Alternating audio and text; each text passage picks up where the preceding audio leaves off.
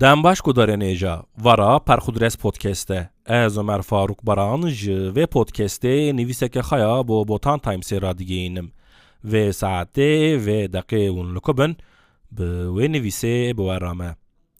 Newroza Dêrsimê, barana tîna agiran dişkîne. Sahne bi straneka dixwaze Diyarbekir li ber xwe bide û baweriya xwe bi çiya bîne, govenda gencan hîn dicoşîne ku ji nişkava teq programê diqedîne. Berê dibêm em bi derengî hatin Dêrsimê, lê paşê bi qinyeteka din gumanê dibim ser barana pir zêde dibare.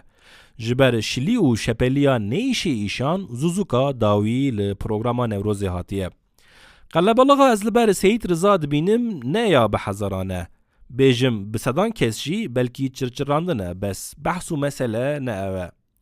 Millet bo bibe xatira li ber agirê dadayî disekine û fotoğrafan dikişîne. Lê yên bo xagerm bikin pişta xadana êgir sekînine jî nehin dikin. Piştî millet ji meydanê derdikeve berê kûçik û dura jî polîs ku ji şor û şibêtên wan belîne tirkin tên ber agirê Newrozê. Ya kûçikan ji ber ku zimanê wan nizanim texmînî dibêjim niyeta wan xagermkirin e. Lê ya polîsan netexmînî bi çavên serê xwe dibînim ku bo xagerm bikin li dora agirê Newrozê kom dibin. Ez jî bo fotoğrafekî bigirim li ber agirê Newrozê me ku hinekî difikirim li ser kûçik û polîsên li pêş min. Sîstemê deng û ceng biriye ji kûçikên li bajêr. Ne dikin ew ne êrîş dikin, ne gez dikin, bê deng û bê ceng yanî.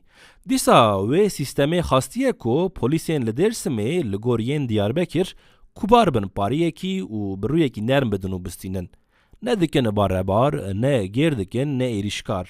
Ji xara li dora êgir bi ken û kêf bi hev re dipeyivin. Ji ber tirsa mina li Diyarbekir ku polîsekî carekê tifinga xwe rasterast xistibû kadraja min û raberî min kiribû ku kuştina min li tetikê ye, nevêrim berê kameraya xwe bidim polîsan û wan li dora êgir bikişînim. Kûçik diçin, polîs jî barana xezebreng dişidîne hinekî din û tîna êgir dişkîne.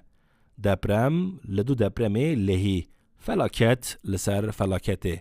Loma sala 2023yan dilşikestiyê Newroz. Loma şîîreka ostayê min arjinarî tê bîra min. Nizanim rehmetî kîjan salê nivîsiye Dêrsim. Lê yê wî jî di adarekê da çiçekên wî dilşikestî bûne. Vê biharê xec venebûn. Ji nefelê pelweriviye. Lîlozan qet reng venedan. Munzûr sor herîkiye. Gudarenêja ematin dawiya bernameya xwe metna vê bernameyê hûn dikarin ji botantypes.comê bixwînin. Vê gavê bi xatirê we.